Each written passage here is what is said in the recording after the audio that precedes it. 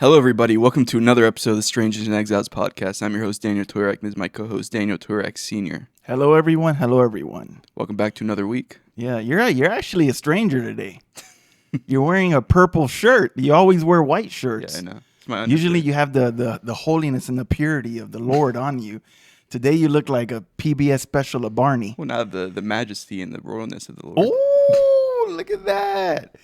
The royalty. The purple. What are you, Lydia? You hanging out with Lydia over there and selling purple? People that know the book of Acts will know that reference. Know. All right, fine. Okay, so last week we finished off on that one book of slavery, finishing on Islam, talking about the slavery of Islam. And now this is something that you specifically wanted to get into just because it's something so, I guess in Western culture is not really talked about enough, is how women are treated in Islam, according to the Quran and the Hadiths, all that stuff. It's horrendous. Yeah, it's very sad. So any opening thoughts before we get into it? Well, I mean, obviously we're going to go through this. We're going to do this in two podcasts. Yeah. The book that I read through, it literally quotes every claim that the book provides. It gives you either a quote from the Quran, a particular ayah from whatever surah, or it'll quote the hadith.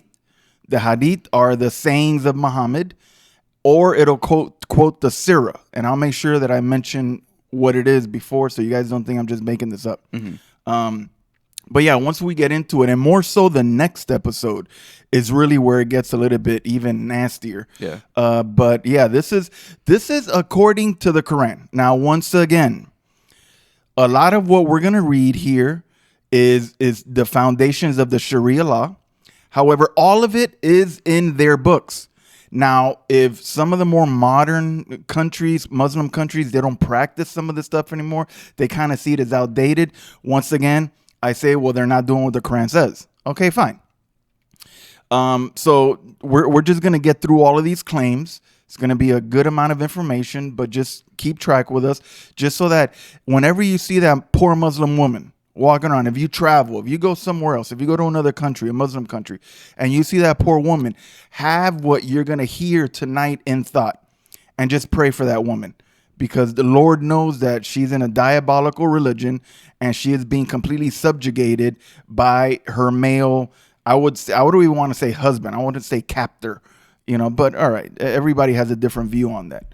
Now, just so you know, before we get into the book, I am going to give, I went on alislam.org. This is their website. I looked up, they have a whole bunch of free books. They're giving away books.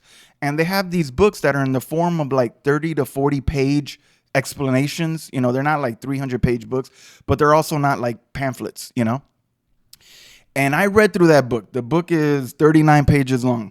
It was basically the entire book, and I'm not going to read a lot of it. I'm just going to read some of it because I highlighted a whole bunch of it. It's basically an entire propaganda. It's propaganda saying, no, we treat our women equally. They are one with us. But as we go through what the Quran says and the Hadith say and the Sirah says, we're gonna paint a bigger, broader picture here. So that's what we're gonna do tonight and next time. So this first question, I guess, is to kind of get our basis and kind of know what we're working with here. Let's start off on how the Quran and the Hadith and Islamic tradition, how they view and teach the role of the woman in Islam. Okay, very good. I'm going to give you, remember, a quick little intro of their literature. Then I'm going to give you the book that we're using, which is a book that refutes Islam. It's from an evangelical perspective. So let me just read to you some of these quotes. The church fathers laid the responsibility of man's fall upon woman. They're talking about our church. So in other words, the church fathers, the traditional, I don't know if they're referring to the Catholic Church or just the traditional church, I guess you could say, laid the responsibility of man's fall upon a woman. Right off the bat, that's a lie. Yeah. Right off the bat. Yes, the woman, see, this is their literature, and this is how they deceive, and this is how they trick. Their literature is teaching people that we believe that we blame everything on the woman, when clearly the New Testament throws it at Adam. It was Adam's fault. Yes, Eve is the one that committed the sin, but him being the head of the house, it was his fault. So we're just starting on the first sentence. It's already something wrong. And represented her, get this is what's in their book, represented her, Eve, as being without a soul and an instrument of the devil. How does that sound to you? Does that sound like anything that we believe? No. Okay, but this is what's in their book. This is what they're teaching people. All right. Islam denounced this attitude. See, now they take the contrarian point of view. Of course. And raised women to a position of spiritual equality with man. It held that man and woman complemented each other and were a means of mutual fulfillment. So they are spiritual equals. However, when you go into any mosque today, are men and women allowed to pray together? No. But aren't they spiritual equals? Wait.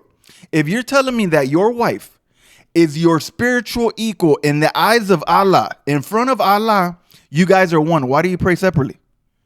Why do you still have that old patristic type of view, that machista view where man can't be together with the women in prayer? You know why it is?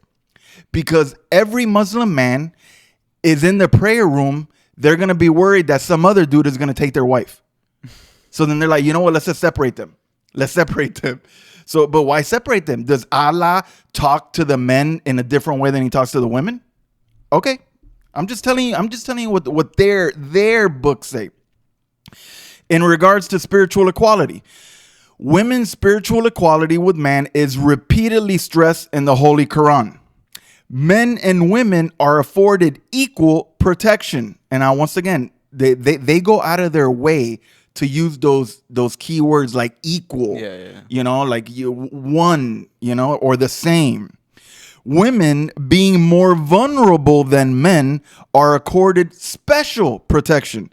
That's according to Surah 24 and 25, Ayah 24 and 25.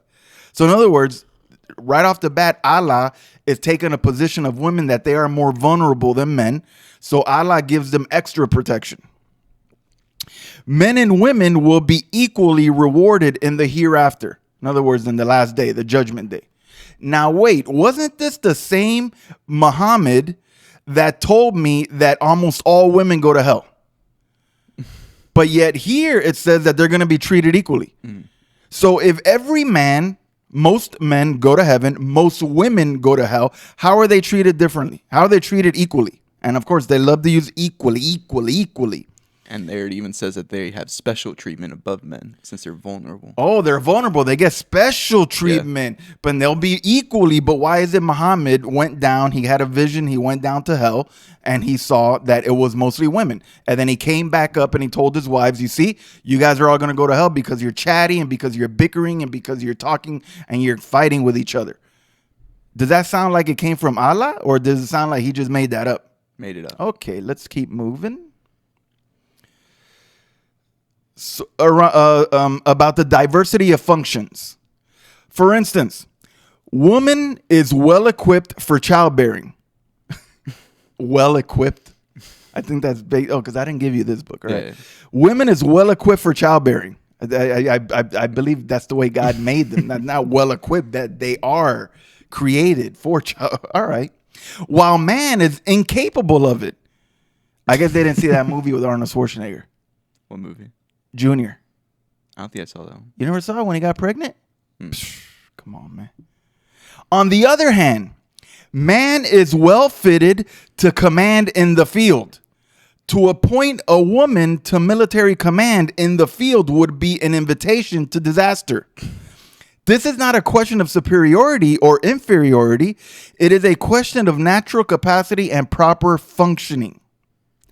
I just want to time out because when I first read this, I was like, there is truth in there. Yeah, women obviously have children. Men cannot do that. However, look at subliminally where they take the argument. It starts out with women, their role. Women can have children, men can't. Okay, perfect. But then where does it go now? A man is well fitted to command in the field. To appoint a woman to military command in the field would be an invitation to disaster. How is it that you go from childbearing to military? I didn't understand that. They could have used a million other examples, but they literally went to war, fight, war. And that just shows what they're thinking about constantly in Islam's. That's the only thing on their mind. The only thing on their mind is sex and war. That's all they care about, apparently. Woman is vulnerable and is in need of man's strength for support and protection. All right, the Bible teaches something like similar to that. A woman, now is when it gets dicey. A woman may be forced against her will. See, the first sentence was okay. Yeah. Now we get to a woman may be forced against her will. A man cannot be forced against his inclination. As wife and mother, the primary and normal sphere of woman's activities is in the home. As the breadwinner, the normal sphere of man's activities and operations is the outdoors. A social system which is based on wisdom and beneficence brings about and helps to maintain an accord and balance between the two. So in other words, the woman's place is in the home. The woman is never allowed to leave the home unless the husband gives permission, which we're going to get to all of that. Yeah. See, you have to read, once you know more about this, once you read these verses, I mean, these claims, you start to say, well, wait, okay, even though you're telling me that the normal sphere of a woman activities is in the home, but she's basically enslaved in that home. Mm-hmm. Like your law has put her there. So in other words, if you are a staunch Quran, women never work. Women never work in a society with so many advances where women have been taken out of the home. Sadly, I'm more of an old school guy where the woman should be, not should. The proper design from God is that the man go and work the land and the women tend the children. Since society has evolved ever since the 50s and 60s and everything has gotten so expensive, the salaries have not kept up in line with cost of living. Yeah. That's a major problem. And as the U.S. gets further and further into debt, it becomes impossible unless your husband is one that has educated himself, has a title, doctor, lawyer. In those special cases, amen, praise be to God, then yeah, that can apply. But in the overall 99% of the population, both people have to work. Mm-hmm. Thus, now the children are being left at home alone or in daycares, being raised by other kids, other people. And then that's when you really start to have a degradation of the family nucleus. And that's not to even say about divorced families. I'm talking about just married families. Okay. In regards to marriage, which we're going to talk about. Remember, this is their book. Unfortunately, the West, in other words, us, no longer considers chastity a virtue. Indeed, it has become a reproach. Experimental living together and promiscuity have become the norm. Perversion and sensuality inside and outside of wedlock. In other words, people having sex inside, outside the wedlock, adulteries, fornications, that's what they're saying, are deemed the true purpose and object of sex. In other words, they've generalized it. They've basically said all of Europe and the United States, they look at sex as just like a random thing, which, yes, I know in the world they do. However, you can't broad stroke this because just like you said, perversion and sensuality, I could say, well, your prophet had his 9-year-old wife and had sex with her. Is that not a perversion? How comes today in Iran, a Muslim can marry a 9-year-old girl? That's not perversion. Oh, but it's because they're married, so that's okay. Allah permits. Allah allows. All right. Women has been degraded into a mere instrument of sexual indulgence. Now, wait. I'm going to let you answer that.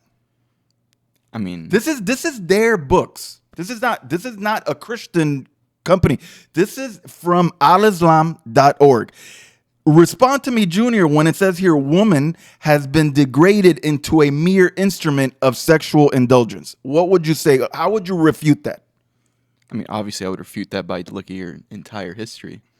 where you would go and conquer countries and then enslave their women to be sex slaves or house workers, I guess, as you would say, if they're ugly or not. That was kind of messed up. Yeah. But it's just your entire history says that you believe in that as well. Literally. Obviously, modern day Muslims are running away from that. Yeah. Everything we talked about in the last 2 podcasts. Look at to the point that they go. How false and how much they lie. Where they literally say that in the West, women are degraded and they're just sex slaves. When literally, what was the entire last podcast about? And the last 8 podcasts, I think we've been talking about it. And to say that in the West they're degraded, yeah, I guess in a way, sexual promiscuity is a bigger problem in the West than it ever has been. But at the same time, women are given many more rights than they are in the Middle East. Exactly. Women here can go to school. They don't need permission to leave the house. They can actually go and have a conversation with another man. You know, Islamic women cannot talk to somebody that's not their husband or their family. A woman cannot talk to another man. A woman can never be in a room with a man that is not her husband or her family. But yeah, we're obviously we're the perverse ones here. According to Islam, the relationship between husband and wife should be characterized by grace, unless she gets me mad and I slap her around, which we'll get to that later. The character of the conjugal relationship may be judged from the direction of the Holy Prophet. What did he say? When you come together, this is Muhammad speaking right now. When you come together, supplicate. In other words, pray. O Allah, safeguard us against Satan and keep Satan away from such issue as thou might bestow upon us. So in other words, every time a husband and wife get together in bed, that they're going to have a relationship, they have to pray to Allah to make sure Satan doesn't come in there and mess things up. Shaitan. Yeah. As has been mentioned, the Holy Quran describes husband and wife as garments for each other. That is to say, a means of security, dignity, and ornament. The whole subject of conjugational relationship, in other words, sex, is treated in Islam at the elevated level. Get this, you're going to love this one, Gordy. You're going to love this one. At the elevated level, so sex is treated. Now think back of all those wars and all of those lovely women that were taken as slaves. In Islam, sex is treated at the elevated level of moral and spiritual consciousness. I mean, what do you say to that? I find it impossible for that to be true in your religion. It makes no sense. It's just, but get the rest of the sentence. You're going to love the end of it. Which excludes all ideas of mere carnal indulgence. How can you flat out lie? What were sex slaves? Who was Safiya? Safiya, that beautiful Jewish girl, that her husband and her father were beheaded by this monster, by this filthy scum. And you're telling me now modern day Muslims are telling me that it excludes mere carnal indulgence? But you see, this is how they cover up. This is revisionist history. They cover up their history and they put out all these new books. And then you go to their websites. They don't tell you about the old stuff. They only say download these books. And then when you read these books, you're like, hey, yeah, I guess they do treat women pretty nice. Okay. Any attitude that is likely to affect adversely the capacity and chances of childbearing of the wife is thus disapproved. Purity and promotion of righteousness must always be kept in mind. Now, what about some of the duties and obligations? And I'm going to end it here because really it's 40 pages and it's all propaganda. Husbands and wives have reciprocal obligations towards each other. But as man is the breadwinner and has the responsibility of providing for wife and family, in case of a difference in the matter of running the household, he has the final word. Lest things should get out of hand, and the family should be faced with ruin. So in other words, woman, shut up. The man is in charge unless he's really bad with money, and then you can get involved. On account of the physical weakness and delicacy of women and their vulnerability, because remember, women are vulnerable, men are not. Men are appointed guardians over women. If the wife is persistently recalcitrant, in other words, if she behaves bad persistently, so that the peace and harmony of the household are put in peril, the husband should admonish himself. Should that prove unavailing, I think they messed up. It's hers, should admonish her. Because in everything else we've read, it's her. So in other words, the husband should admonish her. Wife, stop. Stop doing that. Stop bickering. Stop messing up the harmony of the house. Should that prove unavailing, she keeps bickering, she keeps causing disharmony, he may temporarily withdraw from the marital bed. Okay, you know what? You're going to bicker, you're not going to get nothing. She's probably like, finally, praise Allah. You know, like this dude is not going to come into my room and pray to Allah that Satan doesn't come into me. In the last resort, and I like the way that they changed the words here because we've read other stuff on this. In the last resort, he may have recourse to light chastisement. Stop behaving bad. Yeah, light chastisement. Okay. In regards to divorce, should all efforts at reconciliation prove unavailing, dissolution of the marriage may alone furnish a way of relief. It should, however, be noted that Islam does not look upon divorce with favor. The Holy Prophet has said, of that which is permitted, the most obnoxious in estimation of Allah is divorce. So, okay, I'm okay with that, but we're going to refute that later on. Divorce may be initiated by the husband or by the wife. In the latter case, in other words, if the woman wants a divorce, the matter must proceed, you're going to like this one, judicially. In other words, you got to go to court. So that the rights of the wife may be fully safeguarded. But if the man wants a divorce, he doesn't have to go to court. He could just get from the local imam a certificate of annulment or of divorce. Cute freaking religion. Should the husband and wife consort together after the pronouncement of a divorce, the pronouncement would be voided altogether. So in other words, they announced it getting divorced, but then they're still shacking up. And then if they decide to stay together, then they could just cancel divorce. They could void it altogether. And of course, I can keep going on and on. Polygamy, you know, I don't want to get into all of this stuff, but this entire book was just them placating, was them just trying to cover up, was trying to present a good face, because everybody now is starting to realize, especially with the crazy internet. I mean, you literally go on YouTube and you put you'll get videos. They can't hide this anymore. This is not something that they can hide. They hid it for 1,300 years. Now in the last 20, 30 years with the internet, with technology, with TikTok and all of the other apps, you can't hide it no more. Imams now have to work. They actually have to defend this stuff because people are discovering these things. And now with the age of the apologists, all the apologists on the internet, Muslim apologists, Christian apologists, having debate after debate after debate, they bring up all of these things using modern day reason, saying, are you okay with a 53-year-old man mounting your 9-year-old daughter?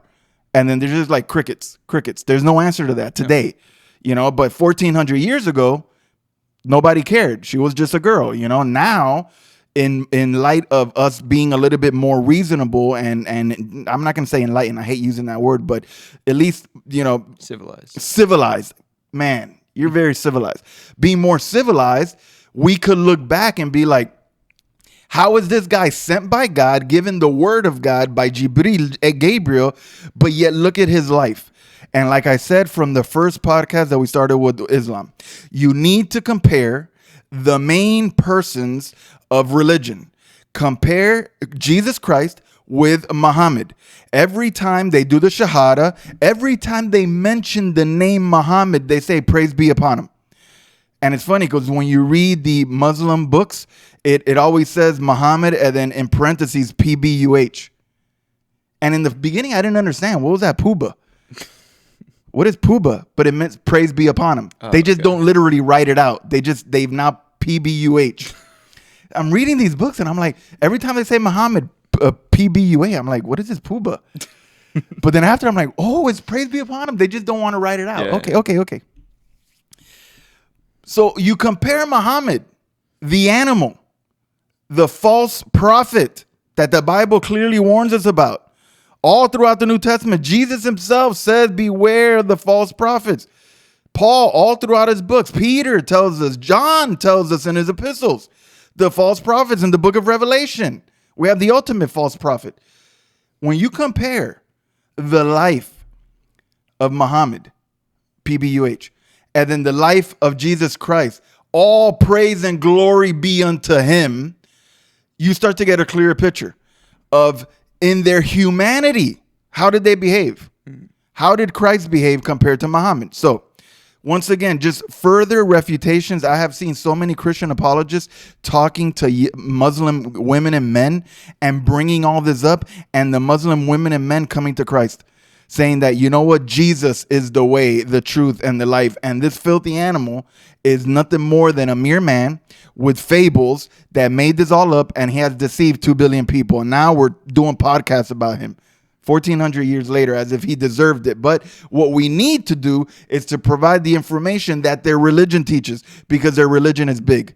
So now let's jump back to our book. Do you want to redo the question? Because like now you got me, you know, 'cause I know you want to be involved.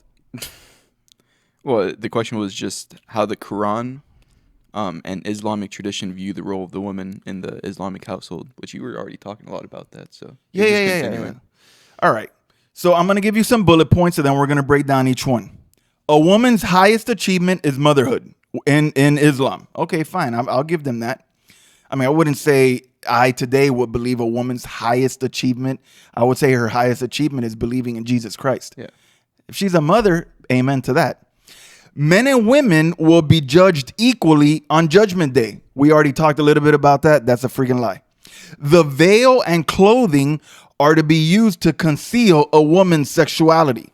So the reason why you see the women walking around with the hijab and the veils, and you can only see their eyes, and it's to cover themselves so that they're not attracted to other men. A woman's behavior during her menstrual cycle must be controlled by men. Yeah, we'll get to that one. That sounds like an interesting one. Yeah, you know, like I'm going to be in control of my wife's menstrual cycle. Yeah, maybe I am, because I go to Walgreens to go, you know, get what she needs. But I don't know how I'm in control. But we'll get to that. Remember, these are all hadiths and sirahs and Quranic verses that are so off the wall that you almost got to question the mental state of this guy, Muhammad. Most of the people in hell will be women. So that just tells you, how are they going to be judged equally on Judgment Day? Obviously, hell favors women. Paradise favors men, with the 300 little boys and the 72 virgins. Women are less intelligent than men. Repeat that, B. Women are less intelligent than men. Very good. Women have half the legal standing of a man. But yet, didn't we read that other book? Where it was like, no, we're equal. Everybody's equal. Everybody's this and everybody's that. Okay, let's actually read from the Quran, from the Hadith, from the Sirah, and let's see what they say. It is an insult to say that Allah has daughters. Of course, there's nothing around him. If you associate anything with Allah, you have committed shirk. That is the worst sin that you commit in Islam. And then lastly, Islam forbids killing female children. Which is hilarious if you read all of the wars that we read about. Okay, so women as a mother. Let's talk about that first. There is only one way in which a woman is held to be superior to a man. If and only if a woman is a mother. Is she held in higher esteem than a man? So this comes from the Quran. We command man to show kindness to his parents. His mother bore and gave birth to him in pain. From birth to weaning is 30 months. So in other words, 2.5 years of the child feeding off the mother. When he reaches full strength at 40 years of age, from birth to weaning is 30 months. When he reaches full strength at 40 years of age, he says, isn't that weird? That it just jumps from 30 months to 40 years. Okay. I guess all Muslims Like if you're under 40, you're not fully there yet. But once you're at 40, you're at full strength. That's like your what? But what about all of those guys that die before? Yeah. Like Are they they never not? achieve all of their potential, I I guess. guess not. No. He says, "My Lord, open my heart so that I may be grateful for the favor you have given me and my parents, and so that I will do the good works that please you. Be gracious to me and my offspring. I have turned to you and do surrender to Islam."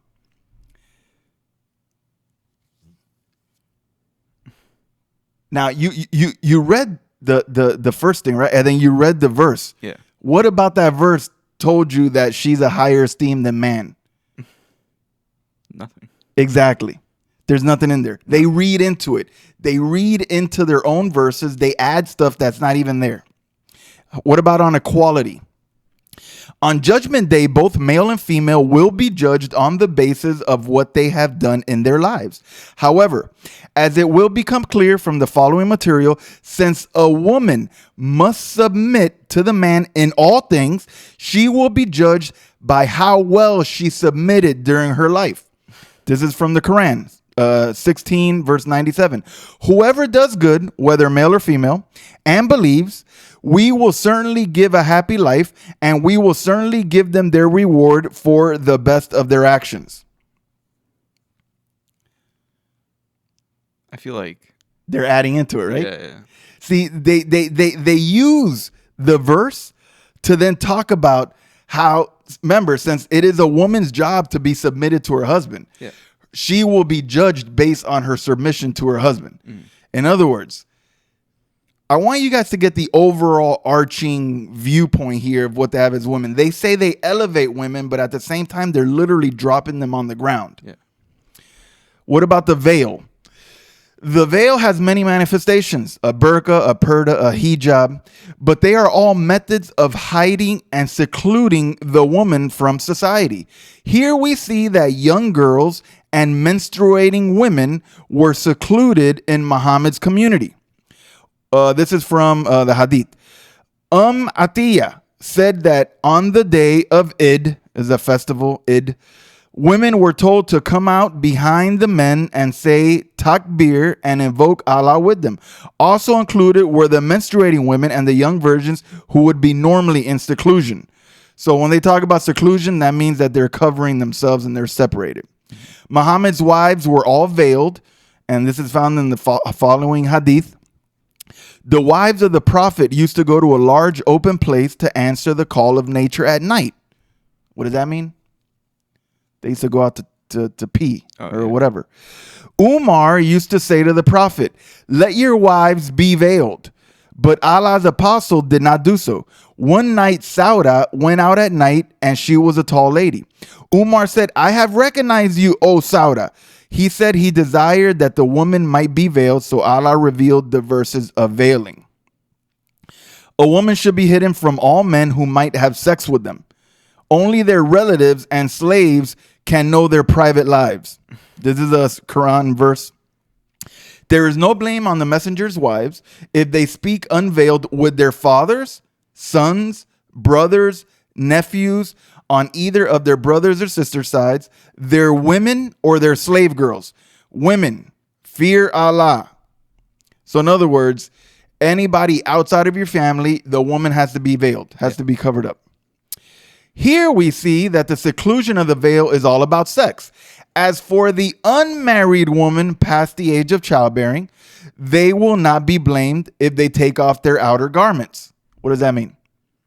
That if they're too old, they can. The old ladies can go out and they can go out. Nobody wants them, in other words, you know. Yeah. As long as they show their adornments, it will be better for them if they do not take them off, for Allah hears and knows all. Regarding menstruation, and I know some of this is gross, but this is the reality of the fact. You know, women, there are wives, and this is what God has created for them to go through. So we got to talk about it. I know some people, oh, that's gross, don't talk about it. But I'm telling you what they believe.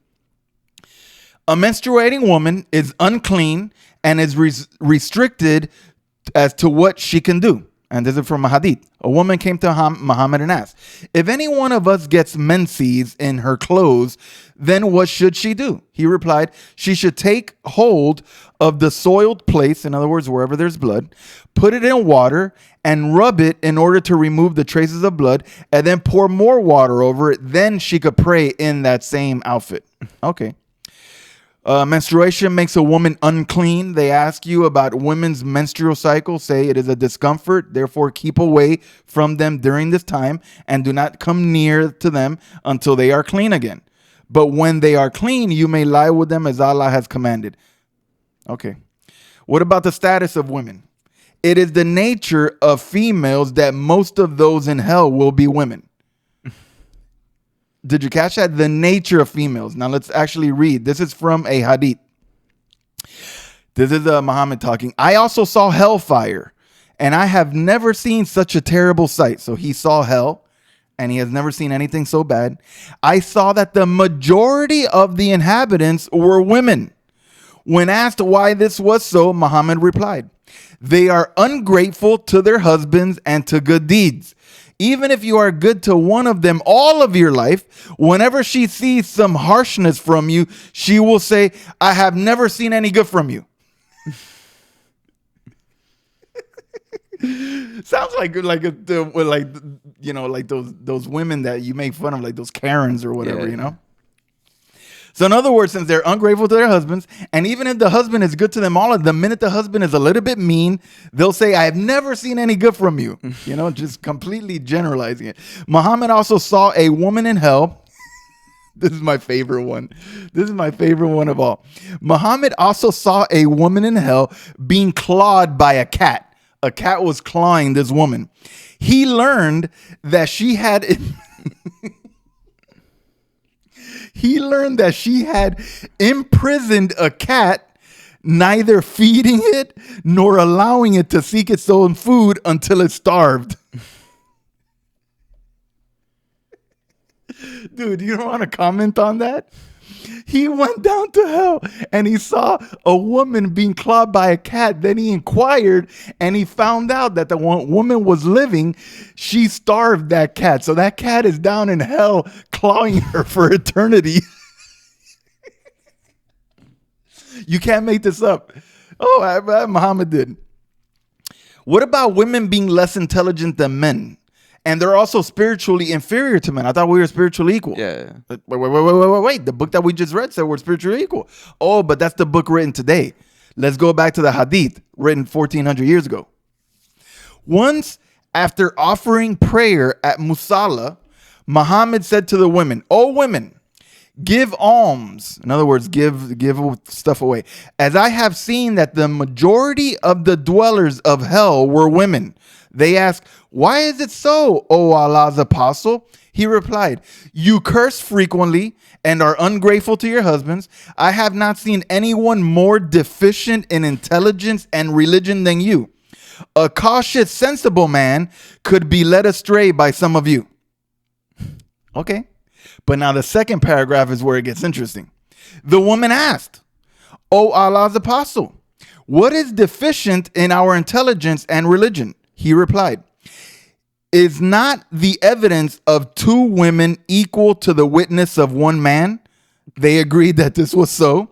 He said, "This is the deficiency in her intelligence." So in other words, Allah, through Gabriel, comes down, gives the Quran. In the Quran, it says that the witness of two women is required instead of one man. So in other words, if you have any sort of legal proceedings going on, if you have one man, you need the one man is equaled by two women. Mm-hmm. So right off the bat, there he equates that as them being inferior in intelligence. Yeah. Which once again, it leads you to beg his intelligence, But that isn't it. Isn't it true that a woman can neither pray nor fast during her menses? But Muhammad asked that question. The woman replied that this was so. He said, "This is the deficiency in her religion." How's she supposed to control that?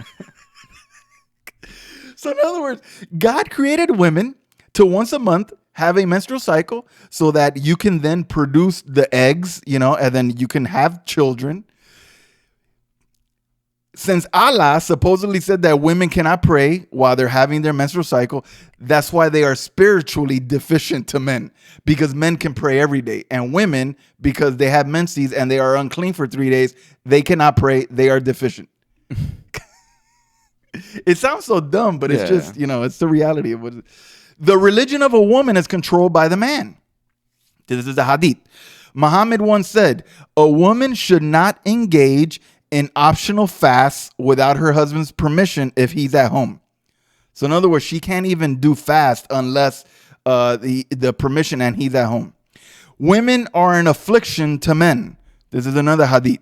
Muhammad said, if at all there is a bad omen, it is in the horse, the woman, and the house. On another occasion, he said, I have not left any affliction after me more harmful to men than women. He didn't really have a high view of women. No, not at all. He was more of a volume view, not an actual esteemed view of a singular woman.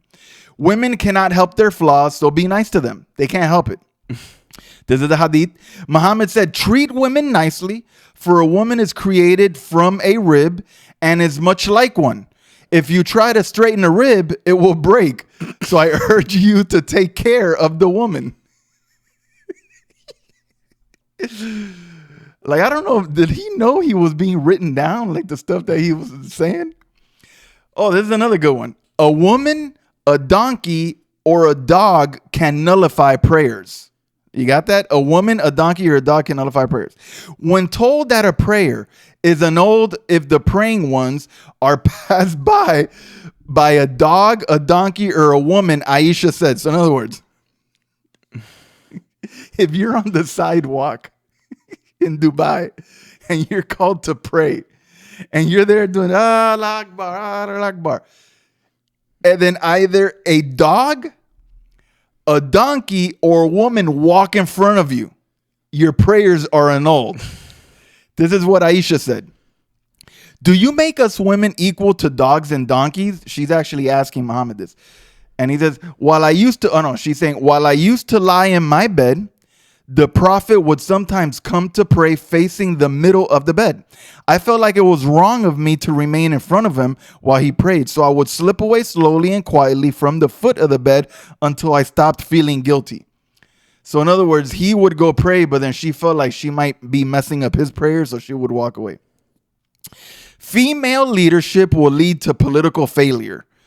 During the battle, there's another hadith. During the battle of Al-Jamal, Muhammad heard the news that the people of Persia had made the daughter of Khosrau their ruler. On this, he said, a nation that makes a woman their ruler will never succeed. Man, we should send this to Margaret Thatcher. Yeah. See what she thinks about that. What about now legal status? The longest verse in the Quran is about contract law. Muhammad was a businessman. The general principle in Islamic law is that it takes 2 women to equal 1 man. And I'm not going to read all this to you. I'm just going to read a highlighted version part. Call 2 men in to witness this. But if 2 men cannot be found, then call 1 man and 2 women, whom you see fit to be witnesses. Therefore, if either woman makes an error, the other can correct her. See, the subliminal tone on that is that, number one, the woman, the guy is not going to make a mistake. Mm-hmm. The woman may make a mistake. She may forget. She may not do it right. So then we got a backup. So then the backup will say the right thing. Once again, it's just once you start writing things down like this and you really start extrapolating, you could see that is a very low view of women. In this verse about estates, so in other words, things that you own, we have another application of the principle that a woman is half of a man. A male should receive a share equal to that of 2 females. And if there are more than 2 females, so in other words, first of all, the male gets what's equal to 2 females. So right off the bat, if your dad and mom die, and then you got an older brother, and then you're the younger sister, right off the bat, he gets double than what you get. And if there are more than 2 females, they should receive 2/3 of what the deceased has left. If there is only 1 female, she will inherit half. So in other words, It's a system that is not based on any sort of equality between the man and the woman. It is a system that just kind of puts a woman down in its place. Now, what about this whole daughters of Allah thing? It is evil to suggest that Allah has any partners, but it is even worse to imply that Allah has daughters. And this is from Surah 17, Ayah 40. What? Has your Lord honored you by giving you sons while he has taken for himself daughters from among the angels?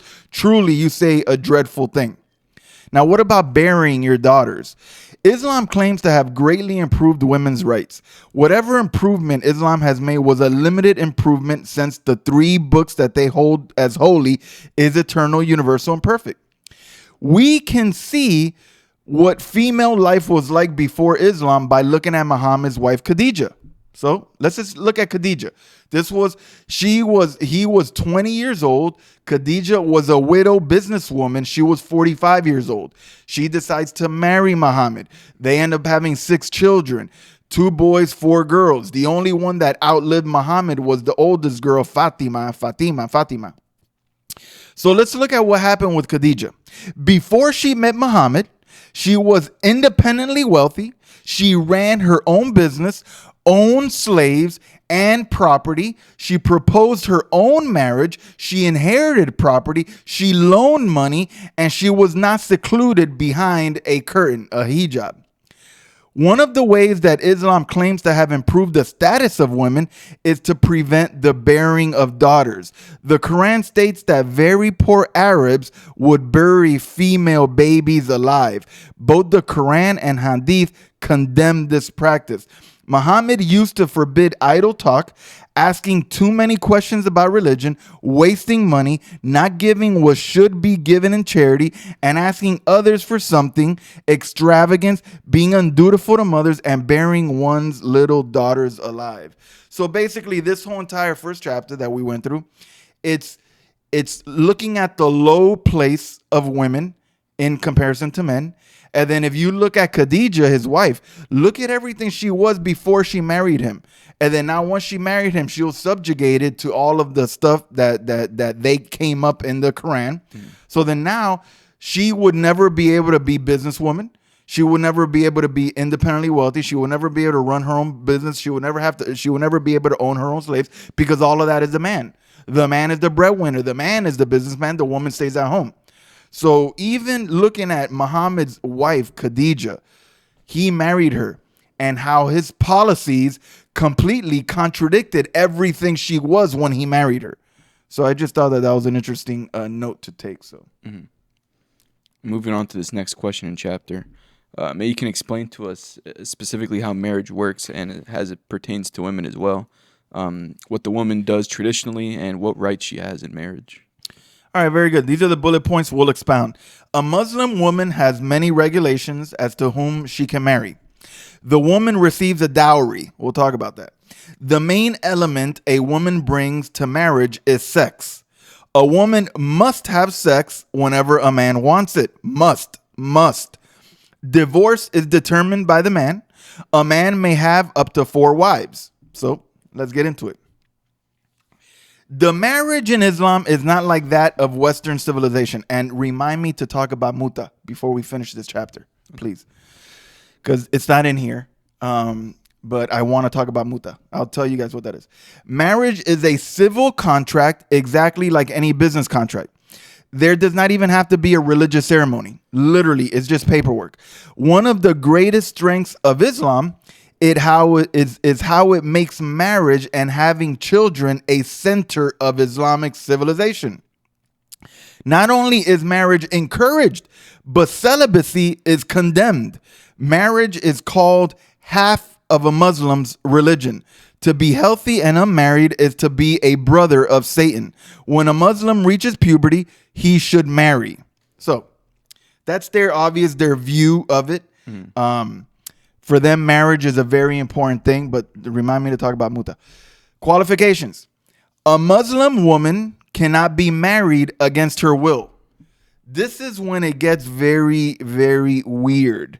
And oh man, see, I don't see that this is any. I don't know if it's later on in the book. Okay, let's go. Aisha asked Muhammad. So a Muslim woman cannot be married against her will. Yeah. Oh, here it is. Okay. This is the one that I wanted to read. Aisha asked Muhammad. Aisha, the 6-year-old that he married to her, 9-year-old mounted her. She was there up until she was 18 years old when he died. Aisha asked Muhammad, "Oh, Allah's apostle, should women be asked for their consent to their marriage?" When he replied that they should, Aisha said, and remember, Aisha went through this. She experienced this. This is why she's asking him this. And I'm so grateful that somebody recorded this, because this just throws it all out of the water for me. This is the grossness of Islam. Aisha went through this. She experienced this when she was 6 years old and then again at 9 years old. So she asked, should women be asked consent for their marriage? In other words, do we have a say in this? When he replied that they should, Aisha said, get this, a virgin, if asked, feels shy and keeps quiet. Because she's thinking about when she was a little kid. She was shy. A 53-year-old man is in front of me. She's shy. She doesn't know what to say. Look at what Muhammad says. This is a messenger from God, ladies and gentlemen. This is God, holy and pure, sending down supposedly a messenger to give the last revelation to humanity.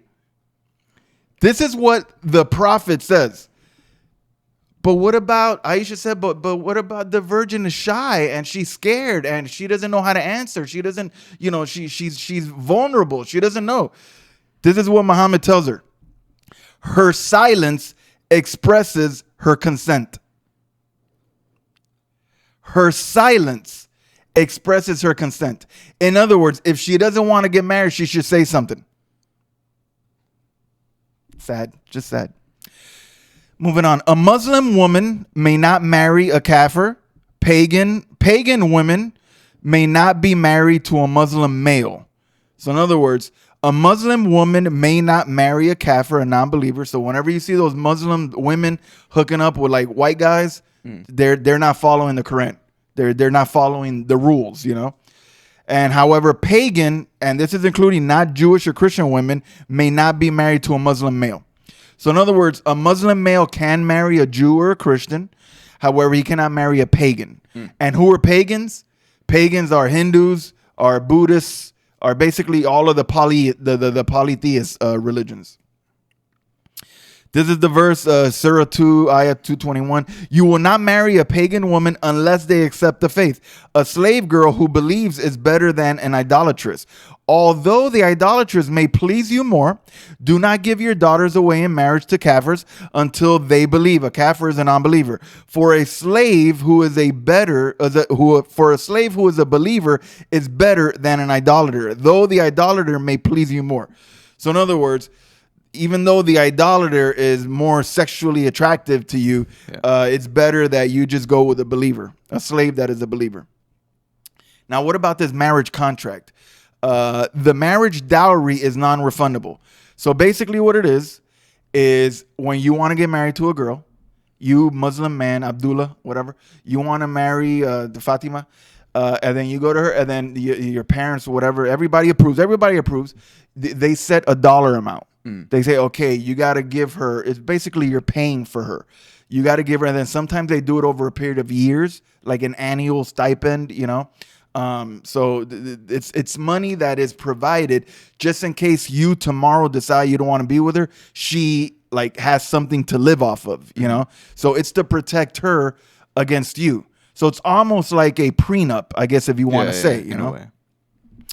So Surah 4, Ayah 20, if you want to exchange one wife for another, do not take anything away from the dowry you have given her. Would you take it by slandering her and doing her obvious wrong? How could you take it back when you have slept with one another and entered into a firm covenant? So in other words, this is the words of Allah basically saying, if you want to change your wife for another wife, don't take away the dowry. You guys have joined into a covenant, like be respectable to her by at least letting her have the money. Marriage always includes the business of the dowry paid to the bride. A man may have from 1 to 4 wives and as many slave girls as he wishes. But yeah, we're the filthy ones, right? If you fear, this is Surah 4, Ayah 3. If you fear that you will not be able to deal with orphan girls fairly, marry other women of your choice, 2 or 3 or 4. But if you fear that you cannot treat them equally, then marry only one, or any of the slave girls you have acquired. This will prevent you from being unjust. So in other words, if you can handle multiple women, make sure you treat them all fairly. If you can't, just marry one. Or marry the slave girls, filthy animals that you have, because obviously they're tamed already, you know, because you can handle them. Now going on to marital sex. So now once you've completed this contract, once he's giving you the dowry, you have the money now. Next step. The most important thing that a woman brings to the marriage is her vagina. This is from a hadith. Muhammad said, he who can afford to marry should marry, because it will help him refrain from looking at other women and save his private parts from looking at other women. It's just the way he phrased it is so stupid. Like a penis is going to look at another woman. All right. And save his private parts from committing illegal sexual relations. It's who's in control here, the guy or the part? Yeah. Okay. See, but I think that's why they love sex so much, because maybe like their penile is controlling them. Yeah. And he who cannot afford to marry is advised to fast, as fasting will diminish his sexual power. So if you're not married, you should fast, because when you fast, you're weak. And when you're weak, you don't want to have sex. Okay. He also said, the stipulations of the marriage contract most entitled to be abided by are those with which you are given the right to enjoy a woman's private parts. So, in other words, the contract gives you the right to enjoy all of her parts. Okay. Allah curses the woman who resists sex. Yes, this is from a hadith. Sure, every Christian husband is, you know, probably like, yeah, okay, this is a good verse. The hadith said, Muhammad said, if a husband calls his wife to his bed for sex and she refuses and causes him to sleep in anger, the angels will curse her until morning. So if he wants to have sex, she says no. All night, angels are going to be cursing her. Okay, but what about if she refuses and he doesn't get angry? Do the angels still curse? Probably. I don't know. This next hadith and verse clearly give the status of a Muslim woman. A Muslim wife is always ready to have sex upon demand. It is her husband's right.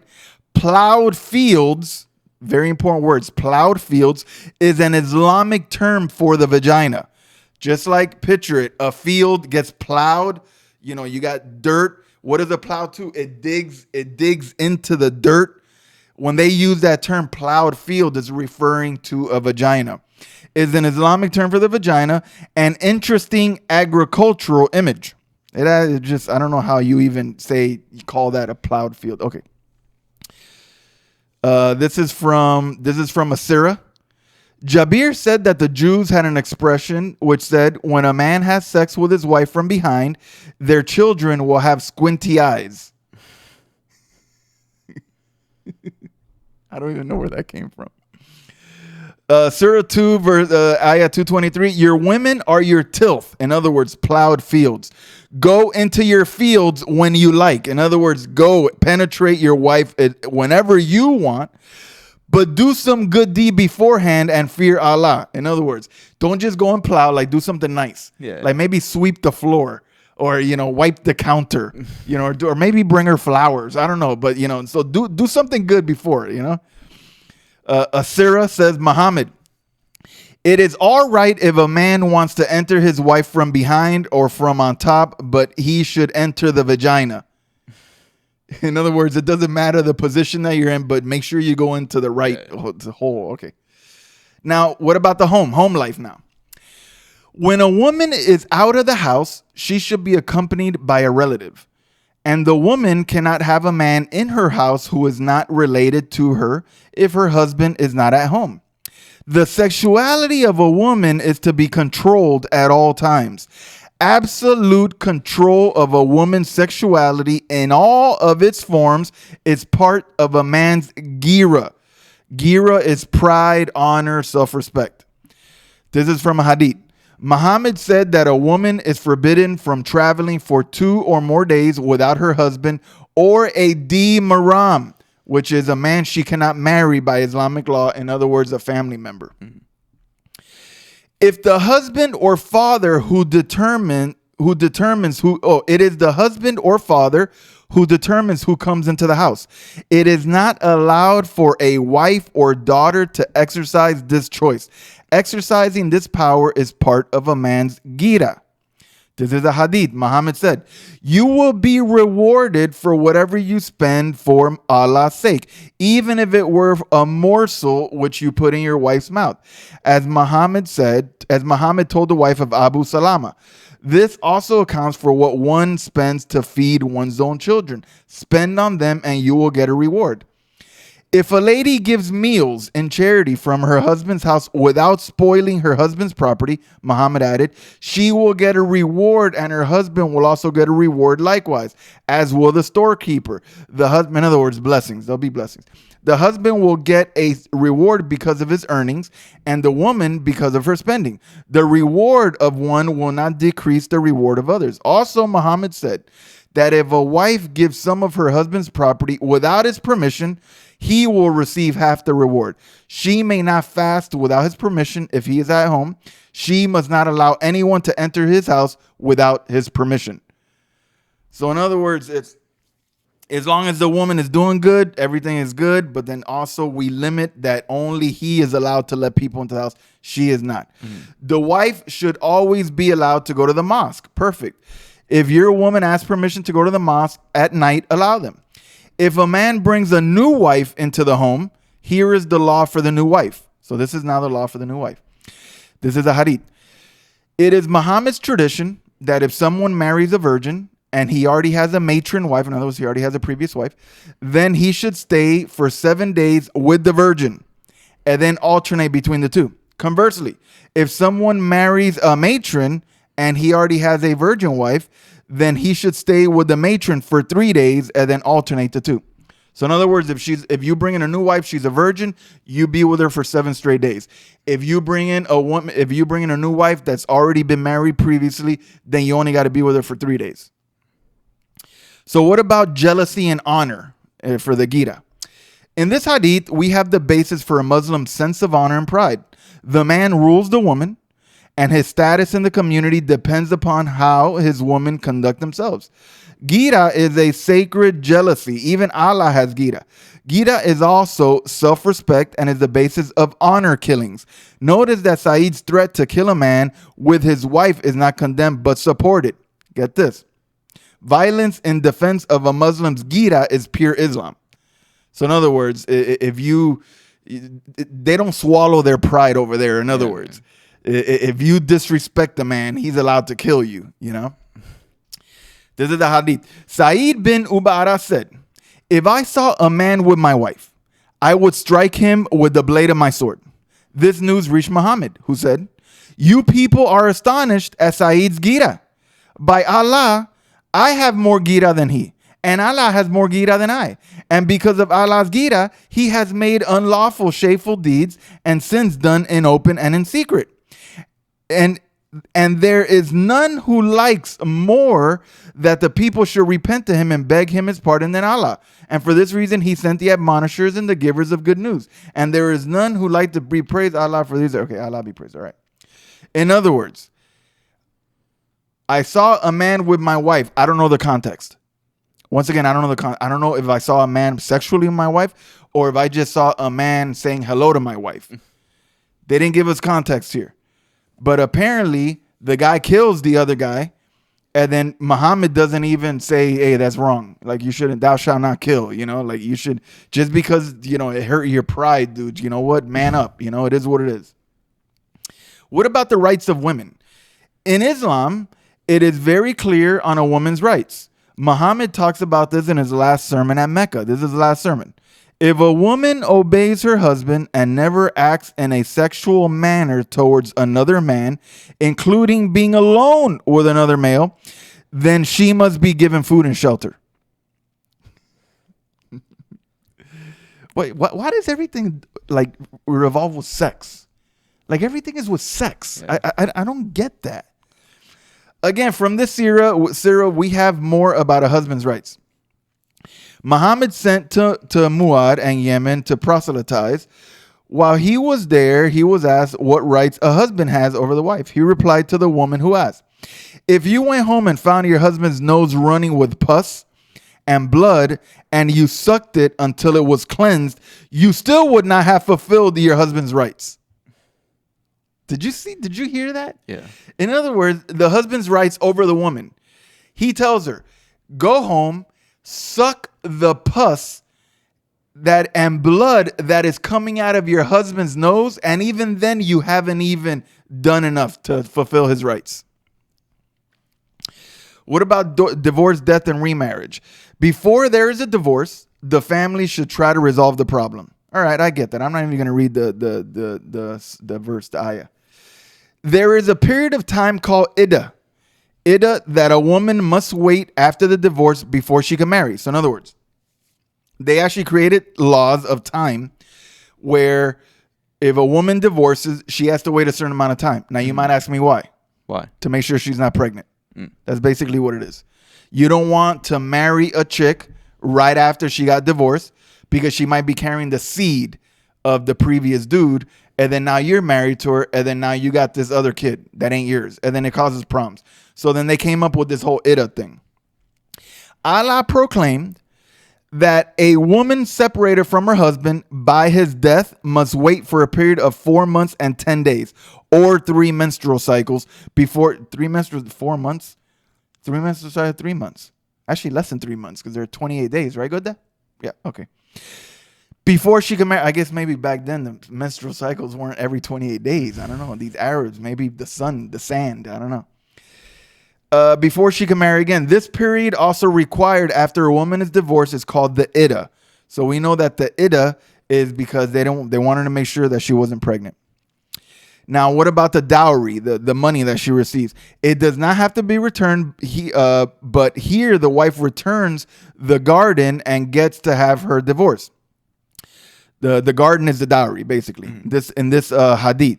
The wife of Thabit came to Muhammad and said, "O Allah's apostle, I do not blame Thabit for defects in his character or his religion, but I am afraid I would behave in un-Islamic manner and become unthankful for Allah's blessings." On that, Muhammad said, "Will you give back the dowry which your husband has given you?"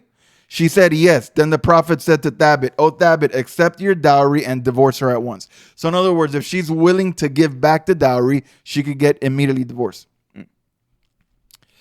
Aisha explained the meaning of the Quran verse. I'm not going to read you the verse. I'm just going to read to you what she said. She said that it concerns the woman whose husband does not want to keep her with him any longer, but wants to divorce her and marry some other lady. So she says to him, "Keep me and do not divorce me, and then marry another woman, and you may neither spend on me nor sleep with me." Basically, it was just a verse that talked about, if a man divorces a woman, can the woman still stay there with the man up until she's found? And if she is willing to do that and he is willing, then he should feed her. There is an extensive amount of the Quran devoted to divorce. Interesting, huh? When you think a book that is handed down by God and there's extensive amount of info in there that has to do with divorce, would you say that that's godly? Okay, let's keep moving.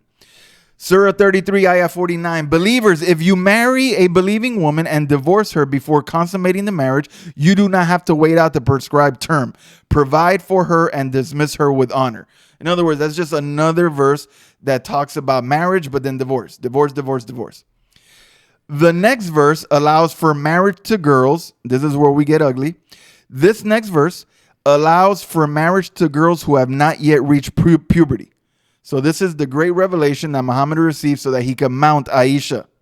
The pregnant woman must wait until her child is born to get a divorce. Surah 65, Ayah 4. If you have doubt about your wives who have ceased to menstruate, the prescribed waiting period is 3 months. This length of time is also prescribed for young girls who have not yet menstruated, prepubescent girls. As for women who are pregnant, they must wait until they have given birth. Allah will make his command easy for those who fear him. So this is the verse that obviously every Christian apologist attacks the Muslims and saying you guys are filthy animals, that you would allow for the marriage, that this is not a godly religion. This was not godly verses handed down by a holy, just God, that you would say, yes, you can marry a prepubescent girl. The history behind the following verse is not known. After the third divorce, the woman must marry a second man and have sex with him. Then she and the second man get a divorce, and then she could remarry the first husband. I'm just going to read it, then I'll explain it to you. If a husband divorces his wife for a third time, in other words, they've tried it one time, they divorced, they got back together. 2 times, divorced, back together. 3 times, divorced. Okay. If he divorces his wife for a third time, it is not lawful for him to take her back until she has married and divorced another man. So in other words, if you want the 4th time is the charm, she first needs to marry somebody else and then get a divorce. This is what's called muta. I told you to remind me about it. This is what muta is. Muta is skirting the Islamic Sharia law in order for you to be able to do whatever you want. It is temporary marriages. It is basically prostitution. Right now in Sharia countries, Iran, they do muta. Basically what muta is, not only to fulfill this, but it's also now it's being used almost as a sexual slavery, basically. Basically, you see a girl and you go up to her and you say, I want you to be the muta, my muta wife. If she says, cool, you pay her whatever amount of money it is. You have sex with her. Then after, whenever you want, you could divorce her. You're basically prostitution. Yeah. That's what muta is. The Sunnis do not practice this. They basically abolished this. However, the Shia, in the Shia countries, Iran primarily, they perform muta. So you could basically, legally, before the eyes of Allah, you can, on a Friday night, go and pick up a chick, get a guy to sign a paper, have sex with her all weekend, and on Sunday night, you could have the muta annulled, you give her money, you go home. What is that? Is that marriage or is that prostitution? Prostitution. It's prostitution. And it's part of their law. The Sunnis got rid of it. The Shias, they still perform muta. Oh yeah, look, I was just talking about this. Temporary marriage still exists today with the Shia Muslims. I'm not even going to read that. I just basically explained it all. There is an implication in this hadith that husbands do not betray their wives. Muhammad said, if it were not for Eve, wives would never betray their husbands. So in other words, they say Muhammad blamed it all on Eve. The wives betray their husbands because of Eve. When Meccans came to Medina, they were poor and the Medinans had to care for them. Muhammad made each Meccan a brother to a fellow Medinan. Here we see how generous one of the Medinans was. Sad gives away, Sad is the guy's name, gives away one of his wives like a piece of property. See, it started out good. Yeah. And then suddenly the last sentence is like, what? This is what happened. When Muhammad made a bond of fraternity between Abdur Rahman and Saad, S-A-D, who was a rich man, this guy Saad, he's not, in English it's sad, but Saad said, the Ansar know that I am the richest of all of you, so I will divide my property into 2 parts between me and you. I have 2 wives. See which one of the 2 you like so that I may divorce her and you can marry her after she becomes lawful to you by her passing the prescribed period of divorce, the iddah. Abdur Rahman said, may Allah bless your family for you. What do you think about that? This rich man, Sad, he obviously, he's not sad. he goes and makes a nice treaty with this guy from Medina.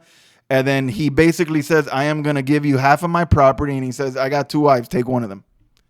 So in other words, what value did these wives have to him? What what literal value? They're just vaginas. That's all they are to them. Since Muhammad married a virgin and matrons, he had practical advice to give on the matter of which type was good for what service. We have another reference of her shaving the pubic hair. This is a hadith. Jabir, well, how long have we been running? Hour 15. Yeah, we're probably going to end it on this chapter. Jabir was riding back towards Medina with Muhammad following a jihad battle, and Muhammad asked why he was in such a hurry. Jabir said that he was newly married. Muhammad said, a virgin or a matron? That was a question. Like what kind of question is that? But back then, it was like, hey, is it a virgin or is it a matron? Matron is one that's already been married, already had sex. Jabir replied, a matron. Muhammad said, why don't you marry a young girl, the little 9-year-old like I did? Why don't you marry a young girl so you could play with her and she with you? Jabir said, my father died and I have some young sisters, so I have married a matron so that she may serve them and teach them manners. On that, Muhammad said, may Allah bless you. That is good. When they neared Medina and were going to enter it, Muhammad said, wait till you enter your home early in the night, so that the lady whose hair is unkempt may comb her hair, and that the lady whose husband has been away may shave her pubic hair. Apparently, it's a thing for the Muslim women to shave their pubic hair before they have sex. Mm-hmm. So since he was arriving, it was implied. So he's basically telling him, like, slow down, like, give her time. Yeah. You know? What about a marriage story? There are many of these stories of how a Muslim used jihad for the purpose of getting money for the dowry. So in other words, just so that I'm saying, I'm going to read this story. This is from the surah. There are stories that Muslims would literally go rape and pillage so that he can get enough money so that he can marry. Can you imagine? What kind of civilization would permit for a guy to go and ruin the marriages and the lives of other people just so that he could then enter into this? Okay. A Muslim, Ibn Hadrad, was to marry and had proposed a dowry of 200 dirhams. When he went to Muhammad and asked if he had such an amount, Muhammad said no. Liar, Muhammad was rich. A man named Rifa, who was the head of the Jusham clan and was an enemy of Allah, so Muhammad sent Ibn Hadrad and 2 other men to get information about the tribe. The Muslims sneaked up upon the Jusham camp and waited. To their good fortune, Rifa left the camp to look for a lost shepherd. Ibn Hadrad shot him through the heart, and 3 Muslims then shouted, Allah Akbar, and charged into the camp with swords, and the tribe fled. Ibn Hadrad cut off Jusham's head, took the livestock, and went back to Muhammad. Ibn Hadrad was given some of the livestock to sell and pay his dowry so he could consummate his marriage. I don't know what about that behavior just is right in the eyes of a Muslim, but okay. Now, what about the Sharia law? We're getting to the end of this. We're going to end it after this. Even though we're supposed to do, what, 4 or 5 chapters? You want to do 2. Yeah. The Sharia law. The following is a summary from a 1,300-year-old classic text, The Reliance of the Traveler. Wait, what was I supposed to read? I thought I was supposed to read something. Okay, yeah. The moral obligation. This is a wife's moral obligations based on the Sharia law. It is obligatory for a woman to let her husband have sex with her immediately when he asks. Producer. At home. And if she can physically endure it. If sex will harm her, she does not have to comply. So in other words, if it's going to be hurtful to her, she does not have to. But other than that, she has to. The husband's rights. A man has all the rights to his wife's body. He is entitled to take her with him when he travels. Now, what about permitting one's wife to leave the house? A husband may permit his wife to leave the house for religion and to see her female friends or to go to any place in the town. A woman may not leave the city without her husband or a member of her unmarriageable kin accompanying her. All other travel is unlawful. And to end, what are the conditions that entitle a wife to support? The husband is only obliged to support his wife when she does not refuse him sex at any time or day. Once again, it's the only thing on Muhammad's mind is sex. Literally the only thing on his mind. To say that the wife, you guys were supposedly made one. This is the difference between a Christian marriage and a Muslim marriage. In a Muslim marriage, you are signing a contract just so that you could plow her. In a Christian marriage, you are literally becoming one flesh. You are united as one. So in other words, a Muslim man only has to support his wife as long as she doesn't refuse him sex, day or night. It even includes day or night. She is not entitled to support from her husband when she does not obey him, even if for a moment or travels without his permission.